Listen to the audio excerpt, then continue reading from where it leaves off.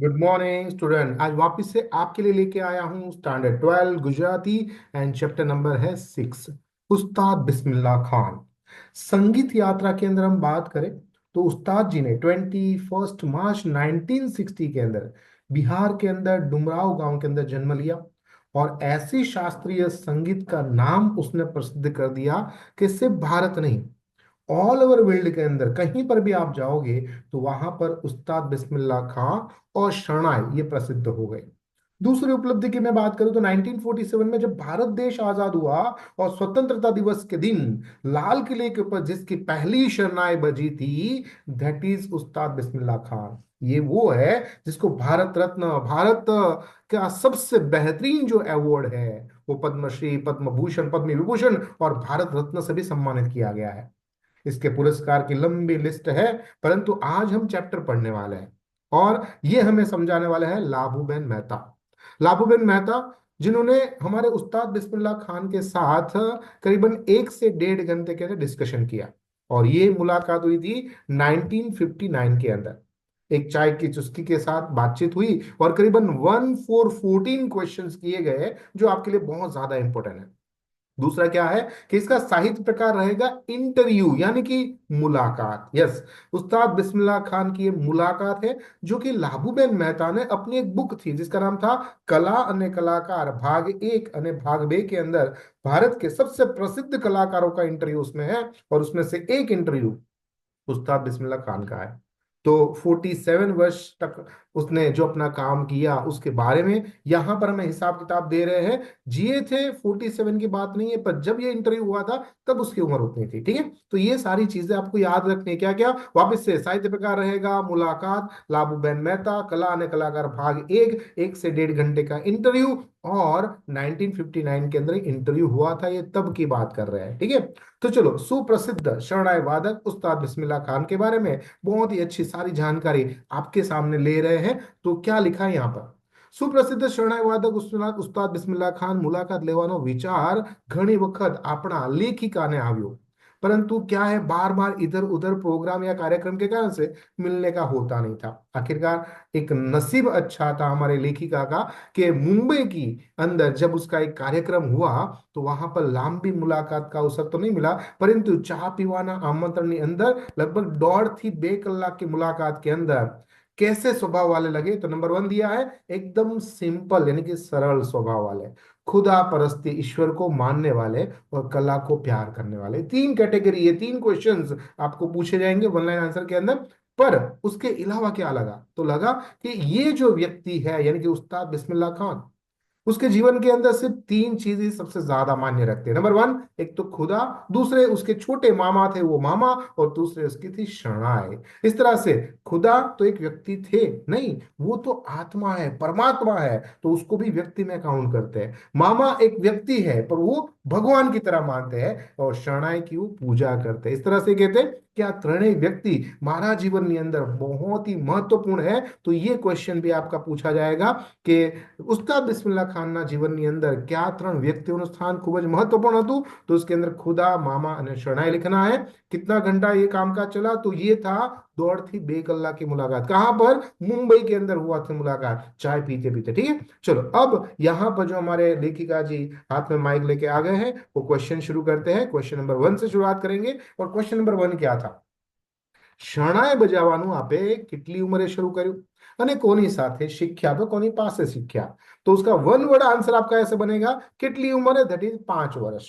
कोनी पासे से सीखा तो उसके मामा है, छोटे मामा है, उसके पास से। ठीक है, पर उसका डिटेलिंग आंसर आपको देना है तो क्या और किस तरह से रहेगा वो ध्यान से सुनते हैं कि शरणाई શીખવાનું શરૂ કરવું પડે એવું હતું જ नहीं। क्यों? क्योंकि मेरे घर के अंदर तो ऑलरेडी सारे लोग बजाते थे। मेरे पिताजी, पिताजी के पिताजी यानी कि दादाजी, मेरे मामा जी, मामा जी के पिताजी यानी कि नाना जी, यानी 1 2 3 4 पिताजी, दादाजी, मामा जी, नाना जी। इसके अलावा मेरे सारे भाई बहन भी इसी शरणाई के पीछे लगे रहते थे। परंतु परंतु क्या, जीवन के अंदर अगर आपको शरणाई बजानी है ना तो खुद को शरणाई बनानी पड़ती है। जो शरणाई बनाएगा वो बजाएगा।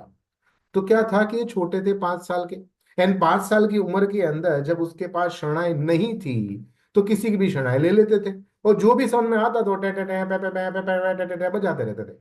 तो उसके कारण से उसके मामा जी ने एक बार उसका कान पकड़ के बोला कि देख बेटा, तारे वगाड़વું હોય ને તો સુરમાં વગાડ, કાનને મીઠું લાગે ને અને ફરી ફરીને સાંભળવું પડે ને એવું વગાડ। तीन वापिस से पॉइंट है इसमें, तीन तीन चीज बहुत सारी थे।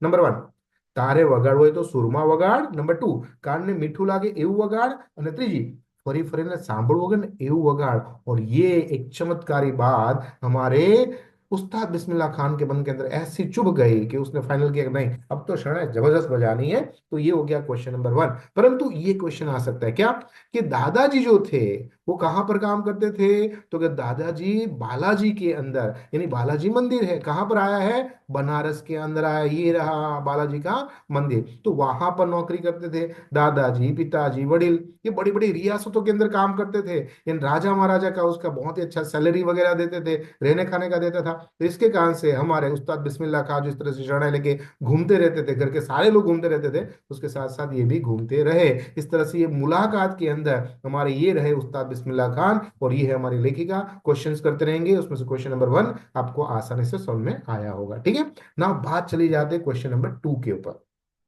તમારા જીવનમાં સૌથી પ્રબળ અસર કોની થઈ? किसने पूछा? हमारे लेखिका ने। तो कहा मेरे मामा, छोटे मामा है ना उसकी। ये छोटे मामा का फोटोग्राफ आप नीचे देख सकते हो। એમનું નામ હતું અલી બક્ષ મામા। સંગીતની પાછળ પાગલ હતા, પાગલ ફકીર હતા। પરમેશ્વરની પાસેથી જાણે કંઈ શીખીને આવ્યા હોય એવું લાગતું હતું। 18 કલાક રિયાઝ કરતા અને બાકીના 6 કલાકમાં ખાવાનું, પીવાનું, સુવાનું પતાવતા। सोचो, 24 में से 18 माइनस करो, 6 घंटा हुआ, है ना। ये 6 घंटे के अंदर खाना पीना और सोने का करते, तो बाकी 18 घंटा रियाज करना, यानी कितना खतरनाक काम है यार। हमारे पास तो जीवन में कितने सारे रंग है, खाना है, पीना है, कलर है, फ्रेंड है, और यहाँ पर देखो एक ही शरणाई है और उसके अंदर अलग अलग राग निकालने पड़ते हैं। बच्चों आप एक काम करो, सिर्फ फूक मार के देखो, है ना। आप 10 20 या 30 सेकंड तक फूक मार पाओगे, तब तो उससे ज्यादा नहीं मार पाओगे। ये देखो कंटिन्यू 18 18 घंटे तक एक ही शरणाई को पकड़ के उसके अंदर से रियाज करना, ये बहुत मुश्किल काम है। ખુદાના બંદા સિવાય આવી સાધના કરવી મુશ્કેલ છે। સાધના સિવાય એને જિંદગીમાં પાછું કઈ કર્યું જ નથી એમ કહી શકાય। પોતાનું ખર્ચ બહુ જ મામૂલી રાખતા। 6 પૈસાના ગજ, ગજ मतलब 1.25 मीटर जितना होता है, उतने कपड़े पहनते थे। कोई जाड़ा कपड़ा पहनता था અને પૂછे કે ભાઈ તમે આવા કપડા કેમ પહેરો છો, સારા કપડા પહેરો ને, તો કહેते थे भाई खुदा ने चाम नहीं, परंतु तुम्हारू काम प्यारो लागे छे। मतलब चमड़ी नहीं, भगवान को आपका काम पसंद है कि आप कितना अच्छे अट्रैक्टिव किस तरह से काम करते थे। तो ये आंसर था हमारे उस्ताद बिस्मिल्लाह खां का। Question number two complete. Now question number three के ऊपर चले जाते हैं। क्वेश्चन पूछा किसने? लेखिका ने। બાળપણને અભ્યાસ વિશે કઈ કહેશો? તો કે હા, જો મારી મમ્મી છે ને એ 18 વર્ષની ઉંમરમાં મૃત્યુ પામ્યા, એટલે હું મારા મામાના નાનાના ઘરે રહેતો હતો, એટલે કે મોસાળમાં। 6 7 વર્ષનો થયો એટલે મને શાળામાં બેસાડ્યો। એ વખતે મને સંગીતથી એટલો બધો રંગાઈ ગયો હતો કે આખો દિવસ હું ગીત જ ગણગણ્યા કરું। અને મને स्कूल में मोकले એટલે मास्टर लखावे, चलो लखो बेटा। अब क्या ये फारसी जो भाषा होती है ना, उर्दू भाषा, उसमें ऐसा होता है ना ABCD, उसमें तो अ ल फ बे बे टे ऐसे बोलना होता था। अब ये भाई साहब को मजा आता नहीं था ये सब बोलना। वो तो अपने गीत में ही मजा लेते थे, तो मन ही मन में गीत गुंजन करते रहते थे। मास्टर ने जયારે મને પૂછવામાં આવ્યું ત્યારે મારાથી જવાબ આવડે નહીં। तो बाजू वाले बैठा था लड़के ने कंप्लेन कर दी, मास्टर साहब तो हाँ, ये तो पढ़ने भी नहीं देता है, पूरा दिन गीत गाता रहता है। આ સાંભળી માસ્તરને એવો ગુસ્સો, એટલે ફા કરીને એક લાફો માર્યો અને તે પછી હું ઘરે નાસી ગયો। મામાને જેને કીધું મારા ભણવા નથી જવું। મામાએ આગળ કહ્યું, બેટા पढ़ना बहुत जरूरी है, पढ़ना चाहिए। મારું મગજ તો આમ બહુ સારું, પણ ગાવામાં અને સાંભળવામાં કંઠ થઈ જાય। तो इस तरह से लिखना है बल्लभ भट्ट, ये सब आता नहीं था। હવે એ મને ભણવા મોકલે ને આપણું ચિત્ત ત્યાં ચોંટે નહીં। મામાની ધાક વધે, રોજ સમયસર શાળાએ જવાનું, પણ દફતર લઈને ગામની બહાર ગુલ્લી મારી દેવાની અને પછી શાળા છૂટે એટલે ઘરે પાછા આવી જવાનું, એટલે મામાને કઈ તકલીફ પડે નહીં। ઘેરે આવીને શેણા વળવા બેસી જવાનું। આમ એક દિવસ મારી ચોરી પકડાઈ ગઈ। એક છોકરા આવી અને ઘણા દિવસ પછી મારી સ્કૂલમાં ગેરહાજરી છે એવું મામાને કહી દીધું। તે શાળાએ ગયો, મામાએ મારું જુઠ્ઠાણું પકડી લીધું અને કાન પકડી અને જે ખેંચીને બે લાફા માર્યા અને કીધું, મને જો બેટા યાદ રાખ આ 3 વાત। તો કે શું? જો તારું જુઠ્ઠાણું પકડાઈ ગયું છે, कभी झूठ ना बोलो। 3 बात को याद रखो, तबीयत को संभालो नंबर 1, इज्जत को बचाओ और नंबर 3 झूठ कभी ना बोलो। ये 3 बात मामा ने जो मेरे को समझाई ना, बोलते हैं मैंने जिंदगी भर उसको कभी કોને નહીં દિયા બસ આટલું બોલતા બોલતા તો મામાની યાદમાં લાગણી વશ થઈ ગયા. સ્વગત મનમાં જ બોલતા હોય કે સાચે મારા મામા એટલે મામા અલીબક્ષ મામા साचे फकीर था. शुर लेवा माटे सच बोलना पड़ता है. ये बात उसने इतनी प्रैक्टिकली समझाई कि क्या बात कहूं. એને સાચું સુર હોય ને तो मनुष्य हमेशा सफलता प्राप्त करने માટે સાચું બોલવું પડે. तो ऐसी बातें करते थे हमारे मामा. अब बात करते हैं क्वेश्चन नंबर 4 के बारे में. तो चलो म्यूजिक की कुछ बात करें, है ना. क्या बात है म्यूजिक की, देखते हैं म्यूजिक यहाँ पर क्या बताते हैं. શરણાઈ માટે તમારે ગીતની મદદ લેવી પડે કે નહીં? આપણે એ લેખિકાએ પૂછ્યું. હા ભાઈ, કેમ ના લેવી પડે? સુર મેળવ્યા વિના તો શરણાઈ વાગે જ નહીં. जो स्थाई अंतरा संचारी अबोध, ये चार हो गए. वापिस से स्थाई अंतरा संचारी अबोध. तो क्या એ મને મન ગાવા પડે અને પછી મનમાં સૂર ઉત્પન્ન કરવા પડે. શરણાઈને ઉતારી લઈએ છે. કાર્યક્રમ આવતી વખતે ક્યારેક આપણે તોડીને જોનપુરીને આ બીજા રાગ પણ ગાવા પડે. અને જો આ રાગ ન ગાઈએ તો સમજ પડે નહીં. મનમાં ને મનમાં એ નચાવવા પડે, ત્યારે નાચે અને સૂરને શબ્દની પકડ પડે. શબ્દને કારણે સૂરમાં વજન આવે છે. તેથી ગાવામાં, બજાવવામાં અને શબ્દના અર્થના સાથે દિલ ચાલે છે. આમ ગીતના ભાવો મનમાં ઉત્પન્ન થાય છે. આવું સ્વસ્થતાથી કાર્ય કરવું બહુ જરૂરી है. इसलिए શરણાઈ સાથે ગીતની મદદ લેવી પડે છે. अंडरलाइन कर लीजिएगा. स्थाई अंतरा संचारी अबोग तोड़ी और जौनपुरी ये सारे राग के नाम है. ये भी प्रश्न पूछा जाएगा. आगे एक प्रश्न पूछेंगे नंबर 5वां. अच्छा, आपके गुरुजी के नाम बताओ और फोटोग्राफ भी दिखाओ. चलो आपको दिखा देते हैं. गुरुजी के नाम पे देता है. ठीक है, 3 है गुरुजी. શરણાઈ તો મામા પાસેથી શીખ્યો. ठीक है, ओके. પછી તો કે હાર્મોનિયમ, है ना, वो वाजा पेटी नहीं आती वो. હાર્મોનિયમ માટે અમારા ગુરુજી છે લક્ષ્મણ પ્રસાદજી આ રહ્યા. અને ગ્વાલિયરના જે મહારાજ છે ને ગણપતરાવજી, હા, એના શિષ્ય હતા લક્ષ્મણ પ્રસાદજી. Okay okay. પછી બીજું તો ગાવા માટે અમારા છે અહેમદ હુસેન ખા પાસે. અને શરણાઈ તો મારા મામા ભણાવતા હતા. એટલે આમ મારી પાસે 3નું જ્ઞાન. એક તો છે શરણાઈનું, બીજું છે ગાવાનું અને ત્રીજું છે હાર્મોનિયમનું. આ 3 ગુરુ ખાસ યાદ રાખજો, ઓનલાઈન આન્સરમાં પૂછશે. અને આવા આપણા ભારતના વિશ્વ પ્રસિદ્ધ, ભારતમાં પ્રસિદ્ધ છે, વિશ્વ પ્રસિદ્ધ આટલા મહાન કલાકારો આપણી પાસે છે. એનું લિસ્ટ બનાવો અને એનું નામ યાદ કરો. કે આવું એક ઉપરની પર કાર્ય કરવું એ ખૂબ જ મુશ્કેલ કાર્ય છે. એ પછી તબલા હોય, હાર્મોનિયમ, વાંસળી હોય, ગમે તે હોય, એ કાર્ય કરવું મુશ્કેલ પડી જાય છે. ચલો આગળ પ્રશ્ન લઈએ. અચ્છા, આપે શરણાઈ જ કેમ પસંદ કરી? તમારા સિવાય શરણાઈમાં બીજું કેમ પ્રસિદ્ધ ના થયું, તમે જ થયા, એ કહો. ચાલો તો જવાબ આપ્યો. જો પ્રથમ તો વાત એ છે કે ઘરમાં શરણાઈ જ હતી, એટલે મારી પાસે બીજું કોઈ ઓપ્શન નહોતું. બધા જ વડીલો વગાડે એટલે હું પણ વગાડું. મારી પાસે કોઈ ઓપ્શન ન હતું. મને શરણાઈ ગમી ગઈ અને વગાડવાનું શરૂ કરી દીધું. નામ તો ઘણા બધાનું પ્રસિદ્ધ છે ભારતની અંદર. જો યુપીમાં, મહારાષ્ટ્રમાં, મદ્રાસમાં ઘણા બધા લોકો છે. ક્યાં ક્યાં? યુપી, મહારાષ્ટ્ર, મદ્રાસ. એ શરણાઈ વાદક, શરણાઈ વિશારદ. વિશારદ એટલે શું થાય? જેમ ગ્રેજ્યુએશન થાય ને બીએ ને બીકોમ ને, એમ શરણાદની અંદર એક્સપર્ટ સંગીતની ઉપાધિ લેવી પડે, એને ડિગ્રી લેવી પડે, એને વિશારદ કહેવાય. એ પણ છે. પણ જો મારા જીવનમાં શું થયું કે મારા જે છે ને એક શોખનો વિષય, એ નાનપણનો, એટલે મને વગાડવામાં મજા આવે. અને પછી મોટો થયો એટલે જવાબદારીનો વિષય થઈ ગયો. આમ નાનો હતો ત્યારે મજા આવતી વગાડતો હતો, અને મોટો થઈ ગયો પછી જવાબદારી પ્રમાણે વગાડતો હતો. અને આમ વગાડતા વગાડતા વગાડતા હું એક્સપર્ટ થઈ ગયો. હા, શરણાઈ બીજા વાજિંત્રો જેવી શૈલી નથી. હા, એમાં તાકાત ખૂબ જોવે. એમ કરીને દમ ઘૂંટવો પડે, છાતીના પાટિયા ભીસાઈ જાય, જોર લગાવવું પડે. પેલા ફેફસા એની લંગ્સની કસરત કરે, અને પછી રિયાઝ કરવો પડે, વારંવાર આરામ કરવો પડે. મારા મામા મને કહેતા હતા, શું જો ભાણા, 1 કલાક વગાડીને અડધો કલાક આરામ કરી લેવાનું, શરણાઈ પાછળ ધ્યાન દેવું પડે છે. એટલે એ લોકોની પ્રમાણે હું હંમેશા 1 કલાક વગાડી અડધો કલાક આરામ લેતો. આમ શરણાઈ પાછળ ધ્યાન દેવું પડે, એટલે લોકો એની અંદર આસાનીથી પારંગત થઈ શકતા નથી. અચ્છા અચ્છા, ચાલો તો પછી તમે રિયાઝ એટલે કે પ્રેક્ટિસ કેટલા કલાક કરો એ તો કહો. તો જરા ઉદાસ થઈને કે જો મારા મામા છે ને 18 કલાક કરતા હતા, પણ મારી પાસે એ ટાઈમ જ ના રહ્યો. હા, મામાએ જે 18 કલાકની મહેનત કરીને ભગવાને એ બધી મહેનત મને આશીર્વાદમાં આપી દીધી. જા બેટા, તારા મામા મહેનત કરશે, ફળ તને મળશે. કદાચ એવું જ થયું. જરા ઉદાસ બની કે મામા કરતા તો ઘણા કલાકો રિયાઝત કરતા હતા, પરંતુ કમાઈના એ સમયે ઘરના ઘણા બધા લોકો, મારા મામા કમાતા, મારા નાના કમાતા, મારા દાદા કમાતા, મારા કાકા કમાતા, મારા પપ્પા કમાતા, બધા જ. એટલે કઈ તકલીફ નહોતી. પણ આજે આજે હું એકલો પડી ગયો છું. મારા પિતાજી વૃદ્ધ થઈ ગયા, મોટા ભાઈનું અવસાન થઈ ગયું. હવે હવે ઘરની અંદર મોટા ભાઈના આઠ આઠ લોકો, બાળકો એને મારે સંભાળવાના.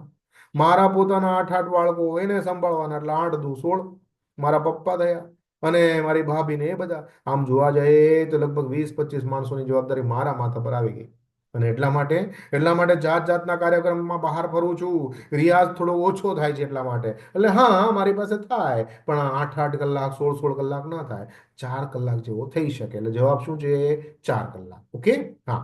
પણ એ સમય યાદ આવ્યો ને, એની સામે આમ ચિત્ર ખડું થઈ ગયું, એવું લાગ્યું કે હા, રાત ઢળતી હોય, આકાશમાં ચાંદની હોય, સર્વત્ર શાંતિ હોય, અને ત્યારે ત્યારે ખુદાને, ઈશ્વરને, માલિકને યાદ કરવાય અને રિયાઝ કરવાની કંઈક લિજ્જત, ટેસ્ટ, મજા કંઈક અલગ જ હોય છે. રિયાઝ પણ સારી છે, હા. અમારા મઝહબમાં, એટલે આપણે મુસ્લિમ હતા એટલે કહેતા હતા, અમારા મઝહબમાં એવું કે છે કે મોડી રાતે આપણે બધા સૂતા હોઈએ, એ સમયે ઈશ્વર, ખુદાના ફરિશ્તાઓ આપણી ઉપર આમ નજર નાખવા માટે આવે છે. અને જ્યારે નજર નાખવા આવે, અને એ સમયે જે સાચી ઇબાદત કરતો હોય એને આશીર્વાદ આપે છે, કોઈ દુઃખી હોય તો એને મદદ કરે છે. એટલા માટે હું તો આ રીતે સાંજના સમય મને એ કરવું ખૂબ ગમે. એની દુઆ મળે. અને એમ જોઈએ ને તો કોઈ જાગતું નથી ને એને આશીર્વાદ પણ આપે. આ મોડી રાત સુધી એકાંતમાં રિયાઝ કરવાથી ફરિશ્તાઓની દુઆ મળે, અને મજા પણ આવે, ડિસ્ટર્બન્સ પણ ના થાય. આમ ખુદા પ્રત્યેની ભક્તિમાં તરબોળ થઈ ગયા એની રીતે જવાબ આપે છે. Next question. અચ્છા, આપ અમુક મિજાજમાં હોય ત્યારે જ બજાવી શકો કે ગમે ત્યારે? અરે ભાઈ, મિજાજની તો વાત જ શું કરું. દરેક કલાકાર છે ને એને મૂડ વગર તો કાંઈ મજા આવે નહીં. જો પહેલી વસ્તુ સાંભળો, राग रसोई અને પગડી कभी कभी ही बनती है. वापिस से, राग रसोई और पगड़ी कभी कभी बनती है. એટલે હરમેશ બધું સરખું હોતું નથી. જો મૂડમાં હોય ને તો આપણે રાગ વ્યવસ્થિત આવે, મૂડ હોય તો, હે ને. તો મમ્મી મૂડમાં હોય, રવિવારનો દિવસ હોય, સાંજનો ટાઈમ હોય, અને ઘરથી મામા અને માસી આવેલા છે, એ મમ્મી જબરદસ્ત રસોઈ બનાવે, હે. અને પગડીમાં કાનનું ધ્યાન રાખવું પડે, વાળનું ધ્યાન રાખવું પડે, અને પછી વ્યવસ્થિત રીતે આમ પગડીને સેટ કરવી પડે. આમ રાગ રસોઈ ઓર પગડી કભી કભી ही बनती है. રમેશ હરખું થાય નહીં, એ માટે મૂડ જોઈએ ભાઈ. મૂડ મૂડ વગર તો બધું ખલાસ, હે ને. આગળ પ્રશ્ન છે શું? તમારે વગાડવાનું તો હંમેશા કાર્યક્રમ માટે જ થાય, તો કે હા. ક્યારે એવું બન્યું કે તમે તમારા મોજ ખાતર, તમારા આનંદ માટે, પોતાને મનને રાજી કરવા માટે ક્યારે વગાડ્યું હોય? તો કે હા. હવે બાળ દોસ્તો, એક વસ્તુ ખાસ યાદ રાખજો. આ જે છે ને પ્રસંગો, એ લગભગ 4-5 પ્રસંગો છે આ ચેપ્ટરની અંદર. અને ઘણી વખત પ્રશ્ન આવા થાય છે કે તમને ગમતો હોય એવો પ્રશ્ન કહો, અથવા એવો પ્રસંગ જણાવો, તો આ પ્રસંગ તમારે લોંગ આન્સરમાં પૂછાશે. એટલે ખાસ આ બધા પ્રસંગો લાઇન વાઇઝ યાદ રાખજો. તમને ગમે એ વધારે યાદ રાખજો, અને પછી એને નોટ ડાઉન કરજો. તો ચાલો પ્રસંગ નંબર 1 લઈએ છીએ. પ્રસંગ શું છે? તો કહે છે કે ઘણીવાર એવા પ્રસંગ બને છે કે કોઈ વાર પાછળથી એની મોજની અનુભૂતિ થાય, પ્રસંગ પૂરો થઈ જાય ને પછી. તો કઈ રીતે? ત્રીજો, એક વખત એવું થયું કે અમે કલકત્તાની એક સંસ્થામાં ફાળો માટે, કાર્યક્રમ માટે ગયા. હવે એમની પાસે પૈસા ન મળે. એમ કે જુઓ, તમારી પાસે પૈસા નથી, પણ આ સંસ્થાને થોડી મદદ થાય એ માટે જો તમે આવતા હોય ને, તો અમને જે કણ પૈસા ફાળામાં મળશે એ અડધા તમારા ને અડધા અમારા. એવું કરીએ? તો મેં કીધું સારું, ચાલો ને. હવે આપણે શરતને સ્વીકાર કર્યો. કાર્યક્રમમાં સારો ખર્ચો થયો. ખર્ચ થયા બાદ થોડી બચત પણ સારી થઈ. એટલે પેલા ભાઈ આવ્યા, અને એના મોં પર પેલો અડધો ભાગ મને દેવાનો હતો ને, એની ઈચ્છા મળે નહીં. એટલે કચવાતા મને શરત પ્રમાણે આપવું તો પડે જ. એટલે 50-50 કર્યું. અડધા મને આપ્યા ને અડધા એને લીધો.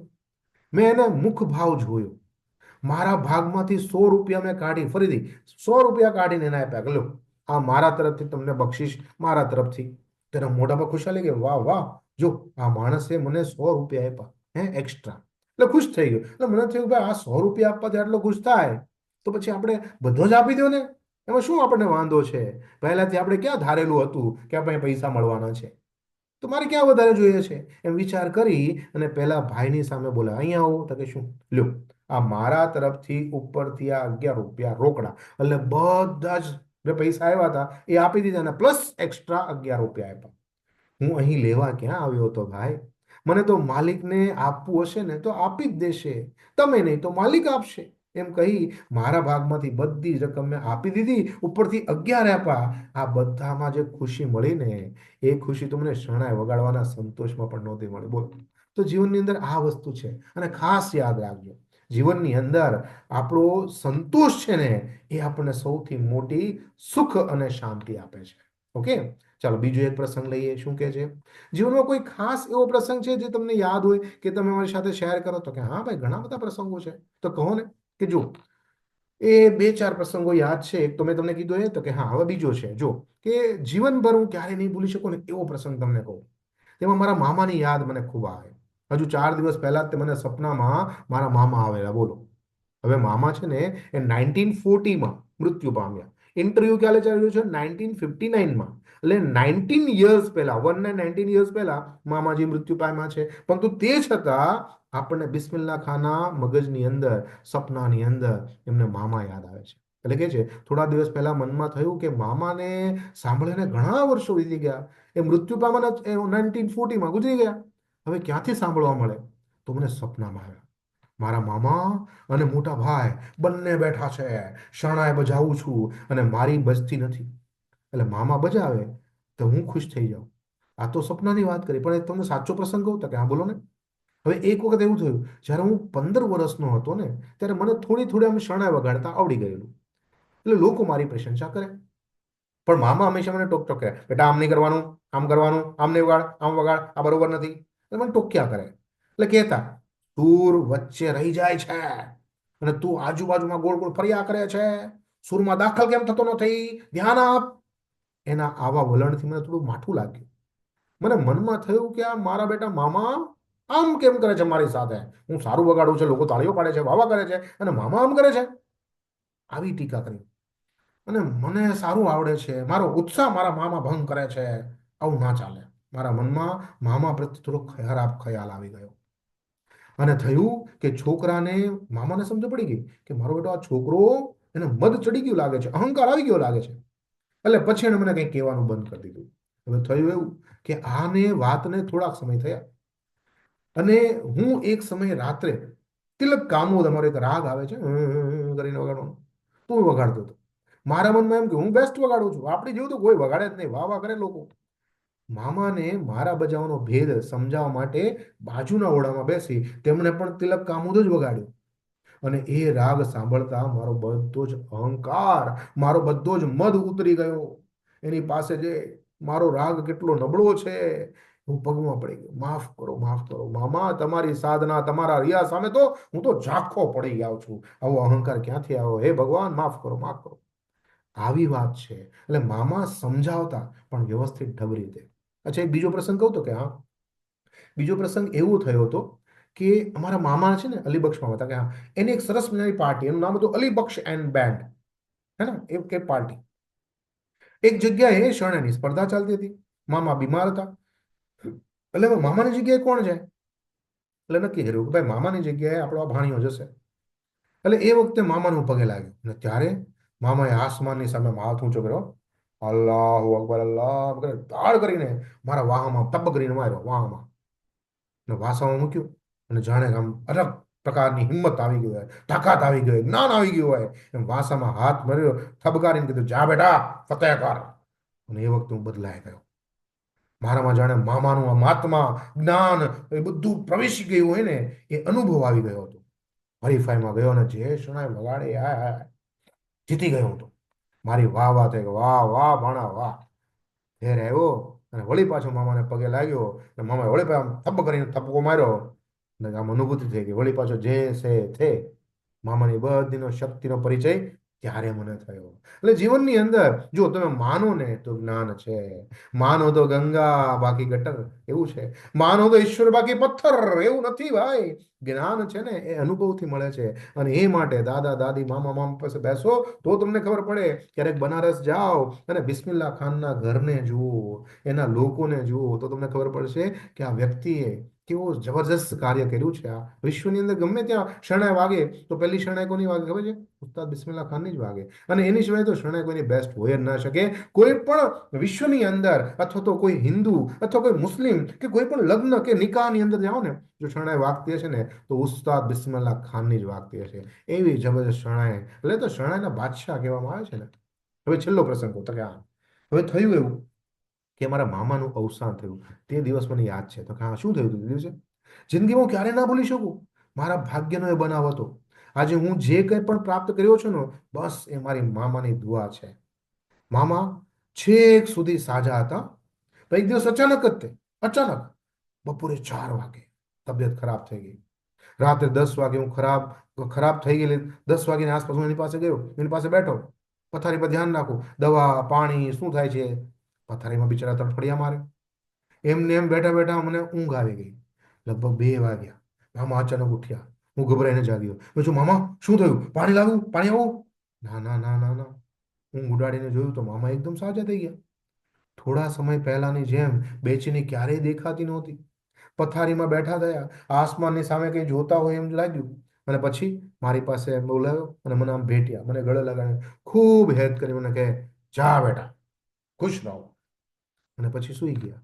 એ પણ સૂઈ ગયા, હું પણ સૂઈ ગયો. અને સવારે 7 વાગે એમને દેહ છોડ્યો. આ એનું છેલ્લું હેત હતું, આ એની છેલ્લી દુઆ હતી. આજની મારી જે કંઈ પણ નામના છે, એમની દુઆના આધારે જ છે. જો કેટલા સરળ સ્વભાવના આપણા ઉસ્તાદ બિસ્મિલ્લાહ ખાન. જીવનના અંતિમ ક્ષણે પણ થયેલી યાદો, એની મામાની યાદો એમણે આપણી સાથે શેર કરી. આ વ્યક્તિ જેને આપણે ક્યારેય ન ભૂલી શકાય એવા વ્યક્તિ છે. પદ્મભૂષણ, પદ્મવિભૂષણ આનાથી સન્માનિત કરેલા વ્યક્તિ છે. અને સામાન્ય કેવી રીતે ગણી શકાય? હે ને? તો ચાલો આગળ માણીએ શું કહે છે. કોઈ ચમત્કારની વાત કહેશો? તો કે હા, હજુ એક ચમત્કારની બહુ સરસ મજાની વાત કરું. એક બે ચમત્કારનો છે મારી પાસે, પણ એક છે ને ચમત્કાર, એ મારા મામાએ મને કીધું હતું કે આ કોઈને કહેતો નહીં, પરંતુ તમે તો અમારા જ કહેવાઓ એટલે તમને કઈ કહેવામાં વાંધો નથી. ચાલો હું તમને વાત કરું. શું છે? હું હંમેશા રિયાઝ માટે સાંજ પડે ને એની રાહ જોઉં. એટલે અમારી ગંગા નદી કિનારે ત્યાં હું રિયાઝ કરું. ત્યાં મારું બાલાજી મંદિર છે. એ મને બહુ ફાવતું. એની સામેની સાઈડમાં ગંગાજી વહે અને આમ વચ્ચેની સાઈડમાં મંદિર છે ને, ત્યાં નગારખાનું સ્ક્વેર એંગલનું છે. અને એને બેસવાની જગ્યા અને નગારખાનું કહેવાય. ત્યાં અમે બેસતા અને ત્યાં અમે રિયાઝ કરતા. મસ્ત લહેજત આવે. એક બાજુ બાલાજી હનુમાનજીનું મંદિર છે અને બીજી બાજુ આપણા ગંગાજી છે. અને સાંજનો સમય હોય 7 થી 11ની વચ્ચે હું વધારે ભાગે એ ટાઈમમાં અથવા તો અર્લી મોર્નિંગ 3 થી 4માં બરોડની અંદર જઈ અને ત્યાં જઈને રિયાઝ કરું. નમાજ વખતે પડતો હોય અને આ સમયે 7 થી 11ની વચ્ચે નમાજ ચાલે. એક ચિત્ત થઈને ખૂબ મહેનત કરતો. ત્યારે મને લાગતું કે ભગવાન મને સારું ફળ મળશે જ તે. હવે આવું હું વગાડી રહ્યો છું. એક દિવસ રાતના સમયે હું મારી યમન કલ્યાણ વગાડતો હતો. ત્યાં ત્યાં અચાનક જ તે મારા નાકની અંદર સરસ મજાની સુગંધ આવવાની શરૂ થઈ ગઈ. ધીમે ધીમે ધીમે એ સુગંધ મારા મગજની અંદર જતી રહી. અને એટલી જબરજસ્ત સુગંધ હતી, વાતાવરણને ભરી દે સુગંધથી. તે શું કહું? જેવા સાજ મેં છોડી, સાજ એટલે શરણાઈ, જેવી સાજ છોડી ઊભો થયો, આજુબાજુમાં જોવા લાગ્યો કે મંદિરના દરવાજા પાસે કોઈ છે કે નહીં. જોયું તો હા, ત્યાં એક બુઢું માણસ દેખાણો. જોતા આમ ડરી જવાય. આમ ઊંચો ફકીર જેવો લાગે. શરીરે માત્ર એને લુંગી પહેરેલી, હાથમાં એક લાકડી. હું એની પાસે ગયો. મને કહે, શું વગાડે છે? મેં પૂછ્યું. એટલે મને આમ એને ખુશ્બુની લહેરખી આવી ગઈ. હું સમજી ગયો કે આ ખુશ્બુ એમનામાંથી જ આવે છે. એટલે એને પગે લાગ્યું. પછી એને મને વગાડવા માટે કહ્યું. મેં કીધું કે મારું બરાબર કોઈ ધ્યાન રાખે છે, કોઈ અદ્ભુત વ્યક્તિ ધ્યાન રાખે છે. એટલે મારા ખ્યાલમાં એવું આવવા આવ્યું. એટલે થોડી વગાડી અને થોડી છોડી દીધું. એટલે તેઓ મને આમ વળી પાછા આમ હાથ ફેરવ્યો અને મને કહે, જા બેટા, જિંદગી ભર મોજ કરેગા, મજા કરેગા. અને ચાલી ગયા. એના ગયા પછી મને ખ્યાલ આવ્યો કે ખરેખર આ કોઈ દેવી પુરુષ પેલા ફરિશ્તા આવવા જોઈએ. મારે કંઈક દુઆ એની પાસે માંગવી જોઈએ. તેથી એની પાછળ દોડ્યો, પણ ક્યાંય પત્તો લાગ્યો નહીં. હું સવારે ઊભો થયો અને મામાની પાસે જઈને વાત કરી. મામા મામા મામા આવું થયું. મામા નારાજ થયા. આવી વાત કોઈને ના કરાય.